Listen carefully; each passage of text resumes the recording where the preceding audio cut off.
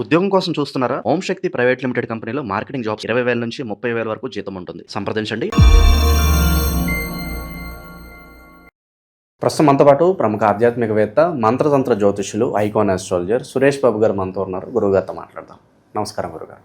జై శ్రీమన్నారాయణ. గురుగారు, ఈరోజు మనం కన్యా రాశి వారి గురించి మాట్లాడదాం. వీళ్ళకి ఎంత సంపాదించినా డబ్బులు నిలవట్లేదు గురుగారు. ఎప్పుడు ఆర్థిక సమస్యలు వెంటాడుతున్నాయి అనుకున్న వాళ్ళకి మరి ధనపరంగా మంచి పరిహారం చెప్పండి. అలాగే జీవితంలో ఒక్కసారైనా ఏదన్నా పలానా క్షేత్రానికి వెళ్ళి మీరు అక్కడ దర్శనం చేసుకుని వస్తే మీ లైఫ్ మారుతుంది అనుకుంటే ఏ ఆలయం వీళ్ళకి సజెస్ట్ చేస్తారు? ఖచ్చితంగా అండి, కన్యారాశి వారు. కన్యారాశి వారికి ఆర్థికపరమైన ఇబ్బందులు ఎప్పుడూ ఉండవు, కానీ ఎప్పుడూ ఉంటాయి. దగ్గర ఏంటంటే తినడానికి తిండి లేదా అని బాధపడరు. వేరే వాళ్ళకి సహాయం కూడా చేయగలిగినటువంటి శక్తియుక్తులు ఉంటాయి, కానీ వీరి దగ్గర డబ్బులు నిలకడగా ఉండదు. ఎంతైనా సంపాదిస్తారండి వీళ్ళు. పెట్టుబడులైనటువంటి వ్యాపారాలు చేసి లక్షల రూపాయలు కాదు, కోట్ల రూపాయలను సంపాదించగలుగుతారు. డబ్బుకి వీళ్ళకి సంబంధం లేదు, అసలు ఎంత కావాలో వస్తుంది వీళ్ళకి, కానీ నిలుపుకోలేరు.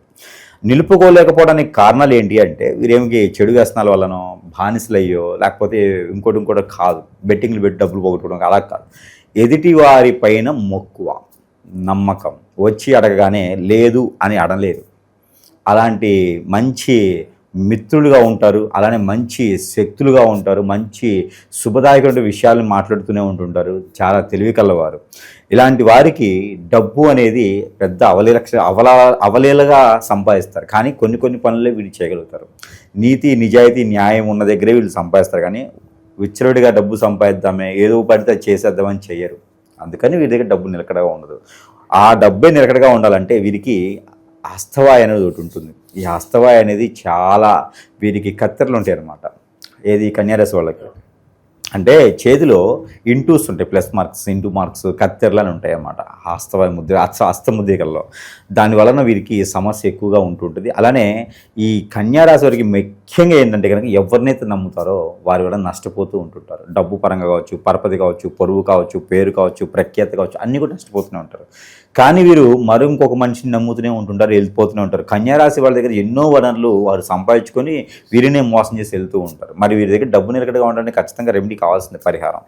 ఆ పరిహారం ఏంటంటే బాదమాయలు తీసుకొని ఉదయించే సూర్యుడికి ఆదివారం రోజున చూపించాలి. ఒక 2 నిమిషాలు చూపించి ప్రతినిత్యం కూడా మనము ఒక 2 డ్రాప్స్ చేతులు వేసుకొని శానిటైజర్ చేసుకోవాలి. ఈ శానిటైజర్ అనేది వాళ్ళకి చాలా ముఖ్యమైనటువంటిది. అలానే కిచెన్లో ఒక గాజు బౌల్లో ఉప్పు పోసేసుకొని స్త్రీలకైనా పురుషులైనా చేసుకోవచ్చు. దానిలో ఒక గ్రీన్ కలర్ నిమ్మకాయ పెట్టి 15 రోజులకు ఒకసారి నిమ్మకాయ మారుస్తూ దాని లోపల చిల్లర కానీ కాగితాలు కానీ డబ్బులు పెట్టుకొని ఎక్కడైనా బయటకు వెళ్ళేటప్పుడు అవి తీసుకుని వెళ్ళాలి. ఉప్పులో ఇలాచీలు పెట్టుకోవాలి. ఆ ఇలాచీలు బయటకు వెళ్ళేటప్పుడు 2 పాకెట్లు పెట్టుకుని వెళ్ళాలి.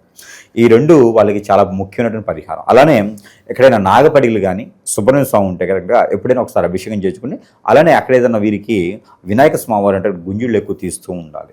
ఎక్కువగా వీరు దత్తాత్రేయ స్వామిని కొలుచుకుంటూ ఆరాధిస్తుంటూ ఉండాలి. అలానే ఆవుకి గోధుమ రొట్టెలు తినిపిస్తూ ఉండాలి. ఎప్పుడు కూడా వీరు దాన ధర్మాలు చేస్తూనే ఉండాలి. వీరికి 10 రూపాయలు సంపాదించుకుంటే రూపాయైనా సరే ఎదుటివారి దానం చేస్తూ ఉండాలి. లేకపోతే ఏదన్నా కార్యక్రమాలకో, అలాగే వృద్ధాశ్రమక, ట్రస్ట్గా, అన్నదాశ్రమంగా ఇస్తూ ఉండాలి. అలాగా ఆ 10 రూపాయలు పోయినా, ఆ 10 రూపాయలు పోయినా కూడా 9 రూపాయలు మిలకడగా ఉంటాయి. లేకపోతే 9 రూపాయలు కూడా ఇబ్బంది కలుగుతూ ఉంటుంది. ఇలాంటి పరిహారం చేసుకోవాల్సింది ఖచ్చితంగా వీరును. ఇది పరిహార నిమిత్తంగా. అలానే వీరిపైన మరొకటి ఉంటుందండి. ఎవరైనా వీరిపైన దండెత్తేసి వీరికి ఉన్న మంచితనానికి కానీ, చలాకితనానికి కానీ, చాకచక్యానికి కానీ ఎన్నో రకాలు ఉంటాయండి. డబ్బు అనుకున్నప్పుడు ముందుకు రాదండి. జాబ్ చేద్దామన్నా అవ్వదు. మంచి నాలెడ్జ్ ఉంటుంది, తెలివితేటలు ఉంటాయి, అలానే చదువు ఉంటుంది, నలుగురిలోనూ పేరు ప్రఖ్యాతి ఉంటుంది, కానీ సంపాదించడానికి వనరు లేక చీప్ అయిపోతూ ఉంటారు. భార్య మాట వినదు, భర్త మాట వినరు. చాలా మంచి వ్యక్తులు అండి వీళ్ళు. కన్యారాశి వారు అంటే చాలా మంచి వ్యక్తులు. చిన్న వయసులోనే పెళ్లి కావాలి, లేకపోతే కనుక పెళ్లి కూడా శూన్యమే వీళ్ళకి. ఎవరికైనా దాన ధర్మం చేస్తూనే ఉంటారు. ఎంత కొట్టినా కూడా దానం చేసేది కానీ, ఎంత తిట్టినా దానం చేసే కానీ ఏ రాశి వారైనా ఉన్నారు అంటే కనుక ఒక కన్యారాశి వారని చెప్పవచ్చు. ఎంతటి మక్కువ చూపిస్తారంటే అంత మంచివారండి. ఎంతటి వారికైనా సరే సహాయం చేయగలుగుతారు, ఎంతటి వారికైనా మాట్లాడగలుగుతారు, సలహాని ఇవ్వగలుగుతారు. వాళ్ళ దగ్గర తీసుకొని వీళ్ళనే శత్రువుగా పరిగణనలు తీసుకుంటారు అనమాట. కన్యారాశి వాళ్ళని తొక్కుతుంటారు. వాళ్ళే కనుక బాగుంటే ప్రపంచం అంతా వేరేలా ఉంటుంది. అలాంటి కన్యారాశి వారు మోసపోతూ ఉంటారు, భంగపడుతూ ఉంటారు. అలానే వీరికి మల్టిపుల్గా టాలెంట్ ఉంటుంది. 2 రకాలుగా వ్యాపారం చేస్తారు, బిజినెస్ చేస్తారు. అలానే పార్ట్నర్షిప్ వ్యాపారం వీరికి జీవితంలో కలిసి రావు. వాటి వల్లనే వీరు నష్టపోతూ ఉంటారు. ఇక ఇలాంటి అన్నీ కూడా పెళ్ళవ్వట్లేదు, పేరెంట్ అవ్వట్లేదు, లేకపోతే అసలు జీవితంలో ముందుకెళ్ళలేకపోతున్నాను, డబ్బు లేదు, అసలు నిలకడగా అవ్వట్లేదు, నాకు జీవితం అవుతుందా అనుకుంటే కనుక, అట్లానే పేరెంట్స్ మిడిల్ క్లాస్ అయి ఉండి ఎంత చేసినా ముందుకెళ్ళట్లేదు, ఏట్రా బాబు ఈ పరిస్థితి అంటే, వీరి మంచితనానికి ఎవరైనా చుట్టాల్లో, బంధువుల్లో, స్నేహితుల్లో, శ్రేయోభిలాషుల్లో వీరిపైన కూడా చేయించే అవకాశం ఉంటుంది ఖచ్చితంగా. దానివల్లనే వారికి అనుకున్న పనులు ముందుకెళ్ళాలి. లేకపోతే ఎందుకండి ఈ రోజులు చదువు అవసరమా అండి? నాలెడ్జ్ ఉంటుంది, ఇంప్రూవ్మెంట్ ఉంటుంది. నీళ్ళలోని చేపకి ఎవరు ఈత నేర్పినాడని చెప్పేసి వీళ్ళకు ఉండే నాలెడ్జ్కి చదువుకున్న పెద్ద సమస్య కాదు. ఎంతైనా సంపాదించగలను శక్తియుక్తులు అంటే వీరికిను. అలాగే సంపాదించలేకపోతున్నారు, ముందుకెళ్ళలేకపోతున్నారు, ఏ జాబు లేదు, బంధం లేదంటే కనుక మనం ఆలోచించండి. భార్య లేదు, పెళ్లి చేసుకుని భార్య వెళ్ళిపోయింది, భర్త వెళ్ళిపోయినారు, పిల్లలు లేదు, పిల్లలు ఉండే కూడా మాట వినట్లేదు, తల్లిదండ్రులకి అర్థం కావట్లేదు, ఆస్తులు లేవు, అంతస్తులు లేవు, ఎంత సంపాదించిన ఉండట్లేదంటే ఇక్కడ కారణం ఏంటి గమనించండి. ఖచ్చితంగా మన పైన ఏదో జరుగుతుందని అర్థం. మీ పూర్వీకులకి జరిగిందా, ఆ కర్మలు మీకు వచ్చాయా, లేదా మీ గోచార ప్రకారం కూడా అర్థమైంది. 4, 6 స్థానాలు చూస్తే మీ ఇంట్లో ఎవరికైనా జరిగిందా, మీ మీద ఏదైనా చేయించారా అనేది ఖచ్చితంగా తెలుస్తుంది. శని లాభంలో ఉన్నాడు అనుకో, శని లాభంలో లేకుండా శని 11వ స్థానంలో ఉన్నా, శని 9వ స్థానంలో ఉన్నా కూడా ఇక్కడ మనకి ఏంటంటే ఏదో చేయించారని అర్థం. ఖచ్చితంగా చూసుకోవాలి మనం. అది భాగముఖి కావచ్చు, భాగలముఖి కావచ్చు, యక్షిణి కావచ్చు, స్పిరిట్ కావచ్చు, అనేకమైనటువంటి ఈ రోజున విద్యలు ఉన్నాయండి. అనేకమైనటువంటి సాధువులు ఉన్నారు, సంఘాలు ఉన్నారు, గురువులు ఉన్నారు, చేసేటువంటి వాళ్ళు ఉన్నారు ఎక్కువ మంది. కాబట్టి ఇలాంటిది ఏమి చేయించారనుకోండి, మొదటిగా వారు తీసుకోవాల్సింది ఏంటంటే అనేజీగా ఉందా, కోపం ఎక్కువ వస్తుందా, ఒంటరి అయిపోతున్నారా, ముందుకు వెళ్ళలేకపోతున్నారా, ఇవన్నీ ఆలోచించుకోవాలి. ఆలోచించుకున్న తర్వాత వారికి అర్థమైతే ఓహో నా దగ్గర డబ్బులు నిలకడగా లేదు, ఖచ్చితంగా మన మీద ఏదో జరుగుతుంది అని గమనించుకోవాల్సిందే. తర్వాత ఏదైనా ఆలయ దర్శనం ఇలాంటి జరుగుతూ ఉన్నప్పుడు ఏంటంటే ఎన్నో రకాల మంది అక్కడి నుంచి బయటపడాలని చెప్పేసి పూజలు చేపిస్తారు. యజ్ఞ, యాగ, హోమ, దప, చపాలు, దానాలు చేపిస్తుంటారు. అవన్నీ కూడా పని చేస్తే పని చేయవు. కానీ ఆలయ దర్శనం చేసుకోవాలి, పుణ్యక్షేత్రాలకు వెళ్ళాలి అనేటువంటి తపన, తాపత్రయమే కాకుండా ఆలోచన కూడా కొంతమంది చేస్తూ ఉంటారు. అలా చేసే తరుణంలో కన్ఫ్యూజన్ ఏంటంటే, నాకున్న సమస్యకి ఎలాంటి ఆలయానికి వెళ్ళడం ద్వారా నాకు మంచి జరుగుతుంది. ఇది ఎవరిదైనా ఉన్నట్టు నేను ఒక పని చేస్తున్నానంటే ప్రతిఫలం ఖచ్చితంగా ఆశించాలి. మనలో ఉన్నటువంటి కష్టం అలాంటిది. కాబట్టి వెళ్ళేటువంటి ఆలయం మనకి చాలా సుసంపన్నమై ఉండాలి, సుశోధనమై ఉండాలి. కాబట్టి మనకి ఇక్కడ ఇప్పుడు ఇటీవల మార్చినటువంటి డిస్ట్రిక్ట్స్ వైజ్గా పలనాడు డిస్టిక్లో కోటప్పకొండ అని ఉంది. అక్కడ దక్షిణామూర్తి ఆలయం ఉంటుంది. కోటప్పకొండలో దక్షిణామూర్తి ఆలయం ఉంటుంది. ఆ దక్షిణామూర్తి ఆలయంకి మనము గురువారం అభిషేకం చేస్తారు. 5 గంటల సమయం నుంచి 6 గంటల వరకు. కాలక్రమేణా అది సమయాలు మారుతూ ఉంటాయి. 5 నుంచి 6 సమయాల ప్రతి గురువారం కూడా అభిషేకార్చనలు చేస్తారు అక్కడ. అలాగా కోటప్పకొండలో ఆంధ్రప్రదేశ్ మొత్తం మీద ఏకైక అయినటువంటి ఆలయం అది కోటప్పకొండ. అది వచ్చేసి పల్నాడు డిస్టిక్లో నర్సరాపేట సమీప దూరంలో ఉంటుంది. అక్కడ దక్షిణామూర్తి అభిషేకం కానీ, దక్షిణామూర్తి స్తోత్రం కానీ, దక్షిణామూర్తి దర్శనం కానీ, దక్షిణామూర్తికి 11 కొబ్బరికాయ సమర్పించుకోవాలి, పొట్టు వస్త్రాలు సమర్పించుకున్న. అసలు ఇవన్నీ లేదు అనుకుంటే స్ఫటికమాల తీసుకెళ్ళి దక్షిణామూర్తి గారి యొక్క ముందు, ఆయన ముందు స్థిరంగా సిట్రైట్గా కూర్చొని ఆయన మొహం చేజస్సుని మనము చూస్తూ ఉండాలి. అప్పుడు మన మీద జరిగినటువంటి కామక్రోధాలే కాదు, నరదిష్టి నరఘోషే కాదు, మన మీద ఇంకేదైనా ప్రయోగం జరిగినా గ్రహరీత్యా దోషాలున్నా కూడా ఇలా చిటికలో పటాపంచలేకపోతుంది. రెండోది స్వామివారికి దీక్ష. అది శివభగవానికా, అయ్యప్ప స్వామివారిక, హనుమానిక, వెంకటేశ్వర స్వామిక, దుర్గామాతక అలానే కాదు, స్వామివారికి లేక అమ్మవారి యొక్క దీక్ష తీసుకోవడం. ఇది 41 రోజు చేయాలి. స్త్రీలైతే కనుక 21 రోజు, పురుషులైతే కనుక 41 రోజు. ఇది హస్త నక్షత్రం, చిత్తా నక్షత్రం వారికి అయితే బాగా పనిచేస్తుంది ఏది దీక్ష తీసుకోవడం వల్ల. ఎందుకంటే వారు బాగా మోసపోతుంటారు. వారికి శని భగవాన్ అశుద్ధి కూడా ఉంటుంది, బుధ భగవానుడి యొక్క అధిపతిగా ఉంటారు. కాబట్టి వారు అందరూ కూడా ఈ రాశి వారే ఉంటే కనుక ఖచ్చితంగా దీక్ష తీసుకోవాలి. కాలంలో 1 సంవత్సరమా, 3, 7, 9, 11, 16, 18 ఇలా ఉంటుంది దీక్ష కాలం, సంవత్సరాలు. ఇన్ని సంవత్సరాలు కనుక వారు దీక్ష తీసుకున్నట్టయితే ఖచ్చితంగా వారికి శని భగవానుడి యొక్క కృపాకటాక్షలు వీరి మీద ఉంటూ గ్రహాల యొక్క స్థితిగతులే కాదు, ప్రకృతిలో ఉంచేటువంటి గ్రహాల స్థితిగతులే కావచ్చు, ప్రకృతిలో నుంచి లోపాలే కావచ్చు, వారిపైన ఏదైనా చేయించినవి కావచ్చు, ఇవన్నీ కూడా ఒక మేర పటాపంచలేకపోతాయి. ఇక మూడోది, వీరిపైన పితృదోషాలు, కాలసర్పదోషం, నాగదోషం కూడా ఎక్కువగా ఉంటాయి. ఇక్కడ కుక్కి సుబ్రహ్మణ్య, కర్ణాటక రాష్ట్రంలో ఉన్నటువంటిది కుక్కి సుబ్రహ్మణ్య స్వామి. ఏ దొంగ గురువు దగ్గరికి వెళ్ళి 30,000, 35,000 ఇచ్చేసి టూరిజం ప్యాకింగ్ చేసే అవసరం లేదు. డైరెక్ట్గా వెళ్తే కూడా 7,200 రూపాయలు తీసుకొని అక్కడ ఉన్నటువంటి వారు అర్చకులు వారు బ్రహ్మాండంగా పూజలు చేసి అక్కడ ఉన్నటువంటి ద్రవ్యాలన్నీ కూడా ఇచ్చి పంపించేటువంటి ఆచారం ఉన్నది. ఎవరైనా వెళ్ళొచ్చు. అక్కడ కుక్కి సుబ్రహ్మణ్య స్వామి దగ్గరికి వెళ్ళి అక్కడ అభిషేకం కానీ, అక్కడ శాంతి హోమం చేస్తారు. పితృలకి, ఇక్కడ ఉన్నటువంటి గ్రహాలకి చేస్తారు.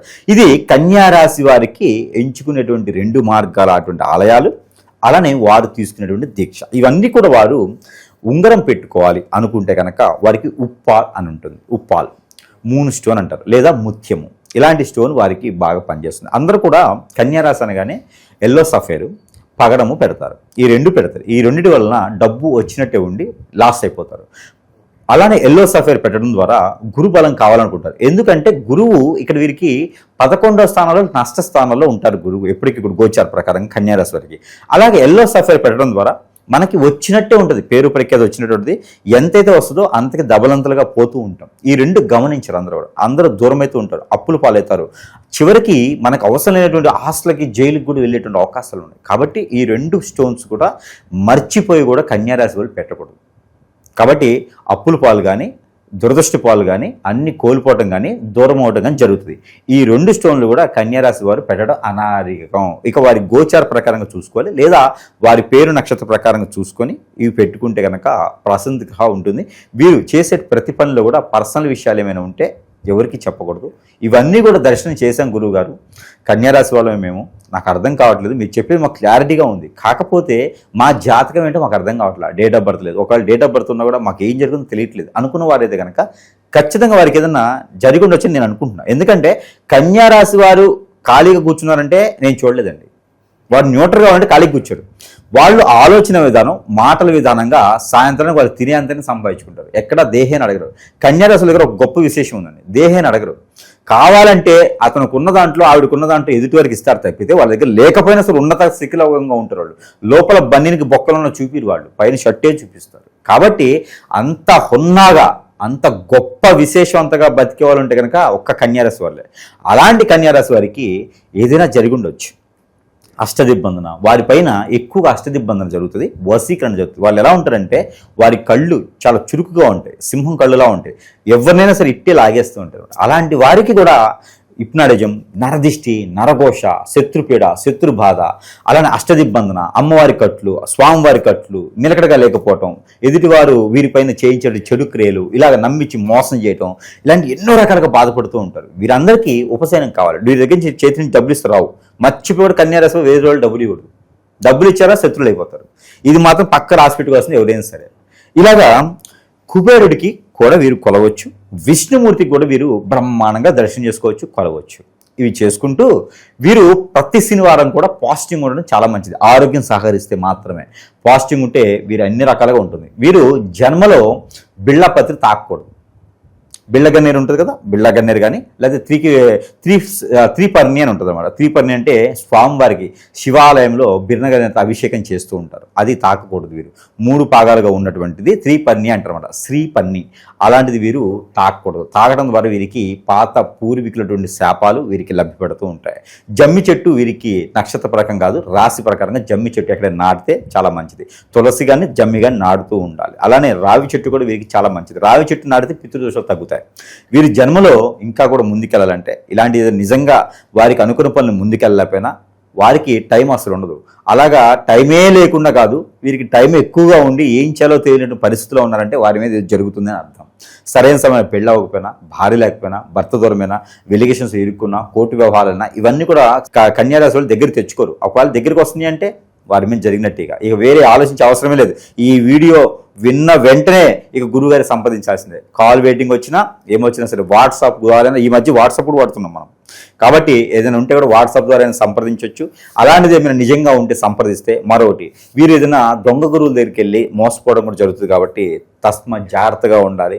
ఇలాంటిది ఏమైనా రాకుండా చూసుకుంటూ ఉండాలి. ఇక ఈ ఆలయ దర్శనం అయినా, ఈ పూజలు ఎన్ని అయినా, దానాలు అయినప్పటికీ కూడా ఇవన్నీ చూసి ఉపశమనం లేదు అంటే కనుక ఖచ్చితంగా సురేష్ గారిని సంప్రదిస్తే ఆ ఉపశమనానికి ప్రత్యామ్నాయంగా పరిహార నిమిత్తంగా ఏదైనా ఉంది అంటే కనుక ఖచ్చితంగా చేసేదానికి ఉంటుంది.